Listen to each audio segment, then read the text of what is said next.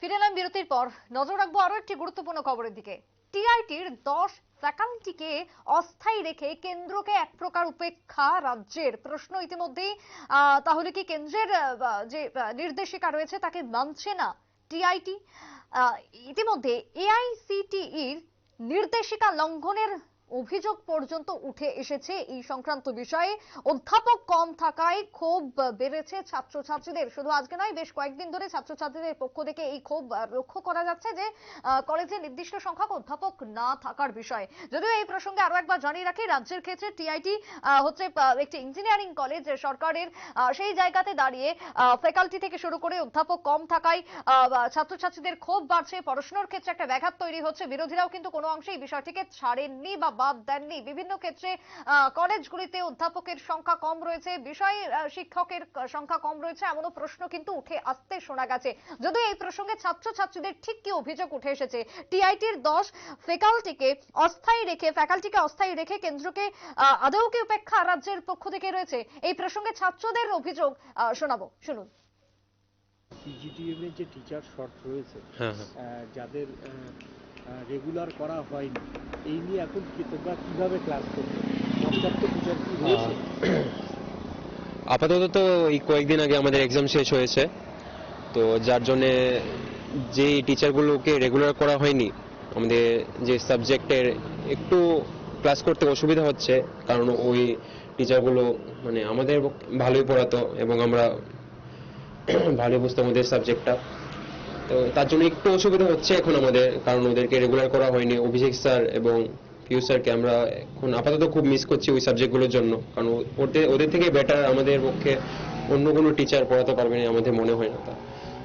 তো দেখো, ওদের তো একটা ডিগ্রি রয়েছে, যারা পিজিডিএম পড়াতে পারে, কিন্তু এখন যারা পিজিডিএম পড়াচ্ছে তাদের কি সেই ডিগ্রি রয়েছে?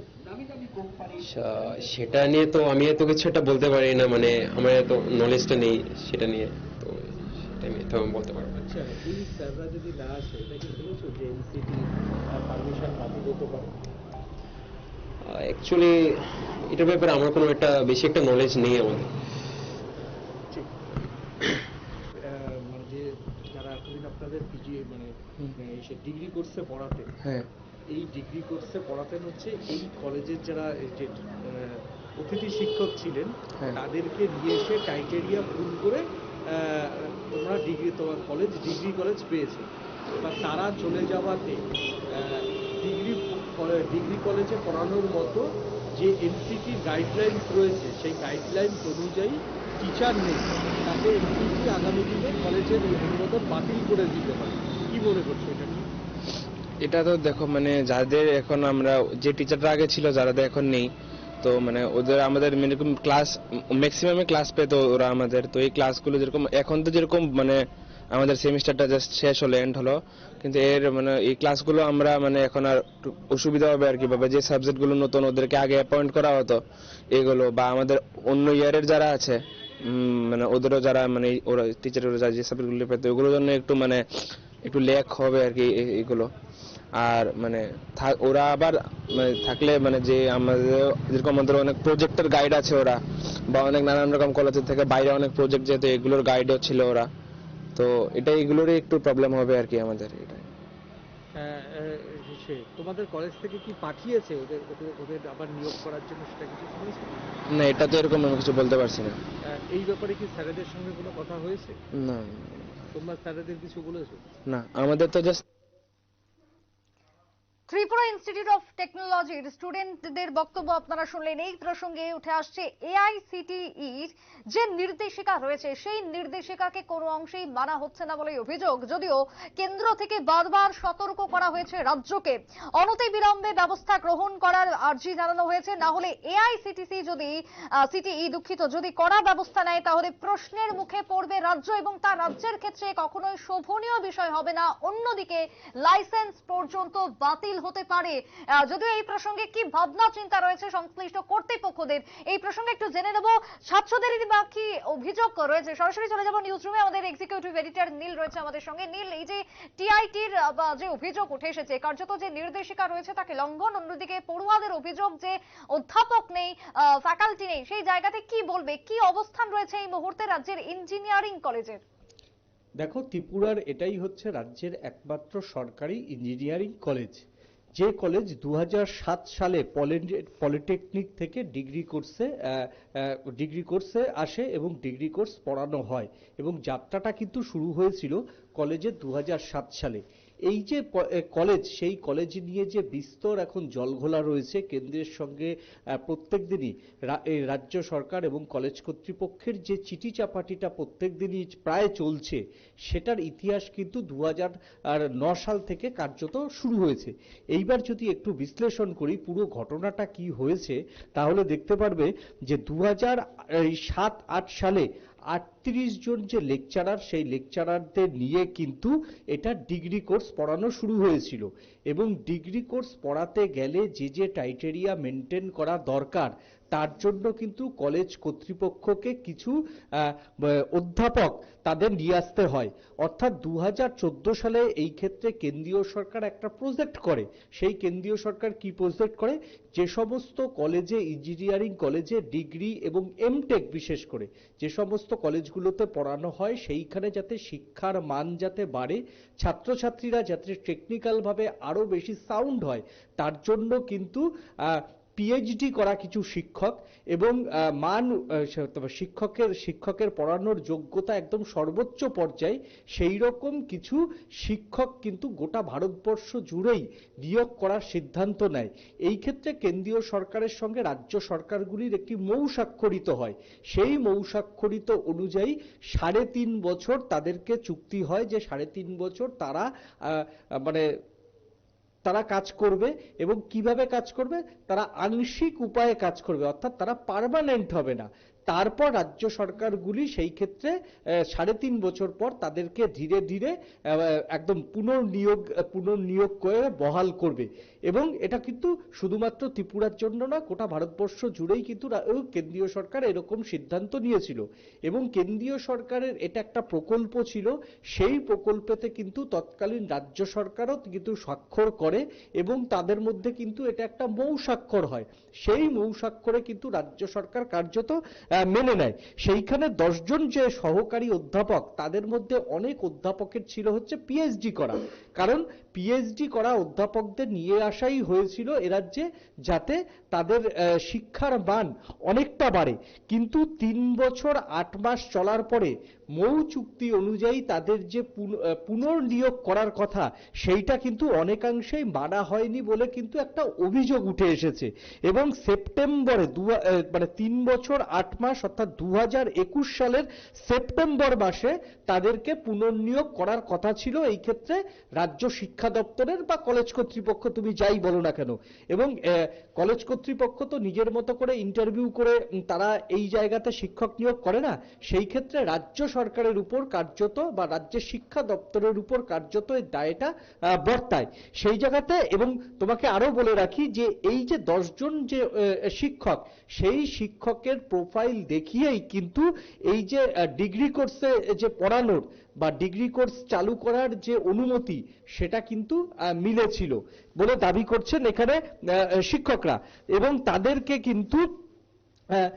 তাদেরকে এর পরে দেখা গেছে এই 10 জনকে কিন্তু আর কোথাও কোনোদিনও এখনো পর্যন্ত, আজকের দিন পর্যন্ত স্থায়ী শিক্ষকের যে মর্যাদা, কার্যত সেই মর্যাদা দেয়নি। এখান থেকেই কিন্তু গন্ডগোলের সূত্রপাত বা আইনি জটিলতার, আমি বলবো এখান থেকেই সূত্রপাত। এই বিষয়ে রাজ্য সরকারের দৃষ্টি আকর্ষণ করে কেন্দ্রীয় মানব সম্পদ উন্নয়ন দপ্তর কিন্তু চিঠি দেয় রাজ্যের মুখ্য সচিবকে, এবং এর আগের যে কলেজের প্রিন্সিপাল, তিনিও একবার এই বিষয়টাকে কি করবে জানতে চেয়ে কিন্তু রাজ্যের শিক্ষা দপ্তরকে কিন্তু একাধিকবার তিনি চিঠি দেয়। এবং সেই চিঠিতে কিন্তু উল্লেখ আছে তাদেরকে যে মৌ চুক্তির নিয়ম অনুযায়ী তাদেরকে স্থায়ীকরণ করা হোক বলে এর আগের যে কলেজের প্রিন্সিপাল, তিনি কিন্তু চিঠিটা দিয়েছিলেন। এবং সেই চিঠির পরেও রাজ্য সরকার এই বিষয়ে, বা রাজ্যের শিক্ষা দপ্তর, আমি বলবো রাজ্য সরকার বলাটা ঠিক হবে না, রাজ্যের শিক্ষা দপ্তর এই বিষয়ে কিন্তু একটা গড়িমসি করছে, এবং রাজ্যের শিক্ষা দপ্তর এই বিষয়ে কি ভাবছে তা কিন্তু কখনোই কলেজ কর্তৃপক্ষকে জানায়নি। তার জন্য কলেজ কর্তৃপক্ষ অনেকাংশেই কিন্তু অন্ধকারে রয়েছে। তারা রাজ্যের শিক্ষা দপ্তরের দিকেই কিন্তু চেয়ে রয়েছে, তারা এই প্রবলেমটাকে কিভাবে সলভ করে।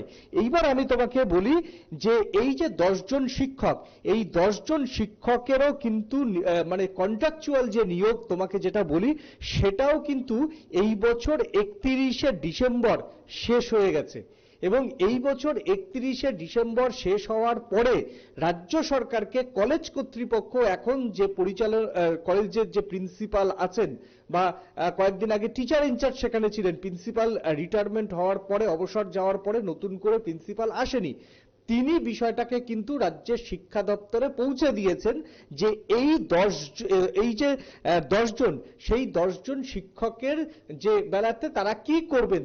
এবং সেই জায়গাতে আমি বলি যে অধ্যাপকরা, যারা এই 10 জন অধ্যাপক, তারা বলছেন যে তারা রয়েছেন 9 জন, এবং একজন ভালো সুযোগ পেয়ে তিনি কলেজ ছেড়ে কিন্তু চলে গেছেন। এবং এই 9 জনের মধ্যে যদিও কলেজ কর্তৃপক্ষ, আমার সঙ্গে কয়েকদিন আগে কলেজের শিক্ষক শিক্ষিকাদের এবং যিনি টিচার ইনচার্জ তার সঙ্গে কথা হয়, তিনি কিন্তু বিষয়টা অনেকাংশেই অস্বীকার করেছেন। তিনি বলছেন না, সংখ্যাটা হচ্ছে 7। যদিও কিন্তু সংখ্যা তত্ত্বে একটু গন্ডগোল হতে পারে, কিন্তু এই সমস্ত শিক্ষকদের 31শে ডিসেম্বরের পরে এখনো পর্যন্ত নিয়োগ করা, কন্ট্রাকচুয়াল কি রেগুলার, কোনোটাই সম্ভব হয়নি। কিন্তু এই ক্ষেত্রে নিয়ম অনুযায়ী কিন্তু এআইসিটিইর যে নিয়ম, সেই নিয়ম অনুযায়ী তাদের কিন্তু রেগুলার করার কথা, কিন্তু তারা কবে রেগুলার হবে, আদেও রেগুলার হবে কিনা, সেই বিষয়তে কলেজ কর্তৃপক্ষের সঙ্গে যখন আমি কথা বলছিলাম, তারা এই বিষয়টির দায় কিন্তু রাজ্যের শিক্ষা দপ্তরের উপর চাপিয়ে দিচ্ছে। তারা বলছেন বিষয়টি নিয়ে রাজ্যের শিক্ষা দপ্তরই বলবে। আমি এই মুহূর্তে আমাদের আরেক সিনিয়র সাংবাদিক দেবব্রত দার সঙ্গে কথা বলবো। দেবব্রত দা, কি মনে হচ্ছে, যেখানে 31শে ডিসেম্বর, সংখ্যা তত্ত্বে একটু গন্ডগোল হয়তো হতে পারে, অধ্যাপকদের একাংশ বলছে যে 9 জন, আর কলেজ কর্তৃপক্ষ বলছেন না 7 জন, সংখ্যা তত্ত্বে গন্ডগোল হতে পারে, কিন্তু এইটা তো প্রমাণ যে সমস্ত শিক্ষক, যে 10 জন সহকারী শিক্ষকের ডেজিগনেশন বা তাদের পড়ানোর যোগ্যতা দিয়ে এই যে কলেজটার অনুমোদন পেল, তারাই আজকে চাকরিতে যোগ দিতে পারছে না, কি বলবেন? দেখো, তুমি তো বললে কবে শুরু হয়েছিল, কিভাবে শুরু হয়েছিল সেটা বললে। টিআইটি রাজ্যের একটা স্বনামধন্য একটি তোমার ইঞ্জিনিয়ারিং শিক্ষা প্রতিষ্ঠান, এবং এখানে ডিগ্রি কোর্স চালু হয়েছে সম্ভবত 7 সালে। তা এই যে বর্তমান পরিস্থিতি, এই পরিস্থিতির কারণে কিন্তু একটা এখন জটিল অঙ্ক তৈরি হয়েছে। অঙ্কটা হচ্ছে, নিয়ম হচ্ছে এআইসিটিইর নিয়ম অনুযায়ী কতগুলো নীতি নির্দেশ থাকে যে কি কি ক্রাইটেরিয়া আছে, সেই ক্রাইটেরিয়াগুলো কিন্তু পূরণ করার পরেই এই ধরনের অ্যাফিলিয়েশন দেওয়া হয়। তো এক্ষেত্রে যে 10 জন শিক্ষককে দেখিয়ে এই অ্যাফিলিয়েশনটা আনা হয়েছিল, বর্তমানে এই 10 জনের কিন্তু আপনার 10 জনের কিন্তু নতুন করে তাদের যে নবীনীকরণের বিষয়টি, তাদের চুক্তির নবীনীকরণ বিষয়টি, সেটিও হয়নি।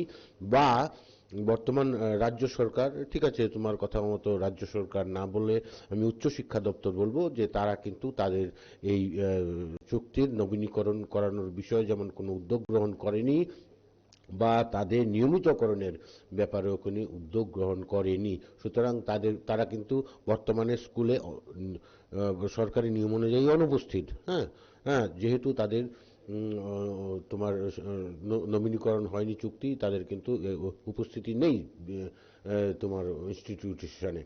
এই ক্ষেত্রে আমি একটা বলবো যে এআইসিটি, আমরা দেখেছিলাম যে গোটা দেশ জুড়ে নিয়ম না মানার অভিযোগে কিন্তু কয়েকদিন আগেই, হয়তো মাসখানেক আগেই, 100টা বিএড কলেজের অনুমোদন বাতিল করেছে। আমাদের এই কলেজের বেলায় যদি সেই রকম কোনো এআইসিটিই সিদ্ধান্ত নিয়ে নেয়, চরম সিদ্ধান্ত, সেই ক্ষেত্রে রাজ্যের ছাত্রছাত্রীদের পঠন পাঠনে কতটা ক্ষতি হবে? দেখো, আমি এই কথাটাই বলছিলাম, যেহেতু এখানে নীতিভঙ্গ হচ্ছে, যে যেসব নীতি নির্দেশিকা থাকে সেই সব নীতি নির্দেশিকার মধ্যে অন্যতম হচ্ছে এই 10 জন শিক্ষকের নিযুক্তি, তাদের উপস্থিতি। এই তাদের উপস্থিতির যে ক্রাইটেরিয়াটা যেহেতু এখানে অনুপস্থিত, সুতরাং যদি AICTE যদি এই এফিলিয়েশন বাতিল করে দেয় তা কিন্তু কোনো অমূলক হবে না, এটা কিন্তু হতে পারে। সুতরাং যদি এই তোমার এফিলিয়েশন বাতিল হয়ে যায়, তাতে কিন্তু যারা বর্তমানে পাঠরত তাদের ক্ষেত্রে কিন্তু তাদের ভবিষ্যৎ কিন্তু একটা অনিশ্চয়তার মধ্যে পড়ে যাবে। আশা করি কর্তৃপক্ষ বিষয়টা অনুধাবন করছেন, কিন্তু একটা বিষয় হচ্ছে যেটা আমরা জানতে পেরেছি, এই ক্ষেত্রে বর্তমান যে কলেজ কর্তৃপক্ষ তারা কিন্তু বিষয়টা নিয়ে একটু লুকোচুরি খেলার চেষ্টা করছেন।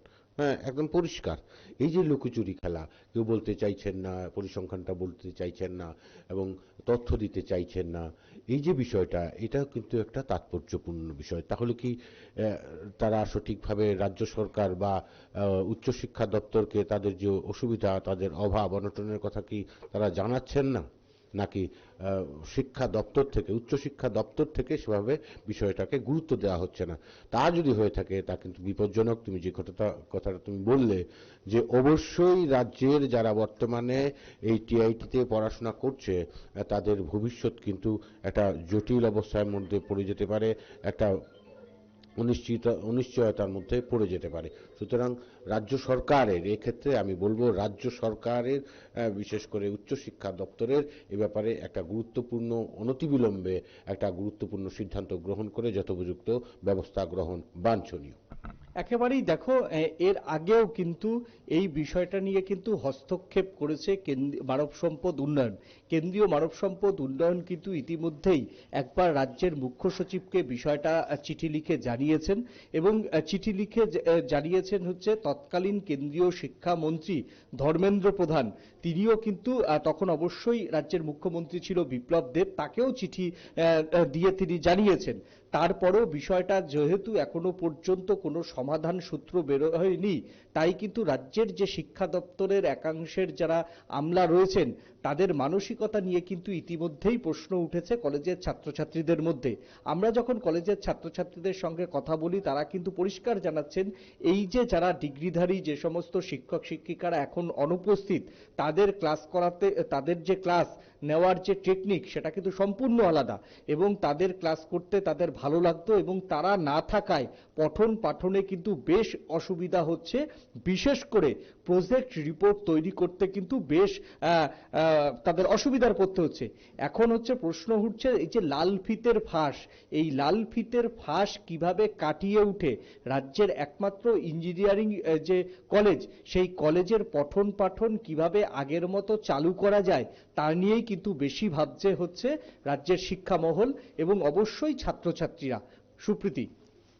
একদমই ধন্যবাদ নীল তোমাকে এবং তার সঙ্গে দেবব্রত দাকেও ধন্যবাদ। এক্ষেত্রে TIT-র যে বিষয় উঠে এসেছে, ছাত্রছাত্রীদের স্বাভাবিকভাবে ক্ষোভ উঠে এসেছে অধ্যাপক না থাকার কারণে, তবে AICTE-র পক্ষ থেকে কড়া নির্দেশিকা ইতিমধ্যেই উঠে আসছে, এমনকি লাইসেন্স পর্যন্ত বাতিল হতে পারে বলেও শোনা যায়, অভিযোগ উঠে আসছে। তবে সেই জায়গাতে দাঁড়িয়ে অনতিবিলম্বে ব্যবস্থা গ্রহণ করতে হবে এই সংক্রান্ত বিষয়, যেমনটা আমাদের প্রতিনিধিরাও তুলে ধরলেন। একটা ছোট্ট বিরতির পর ফিরে আসছি, সঙ্গে থাকুন।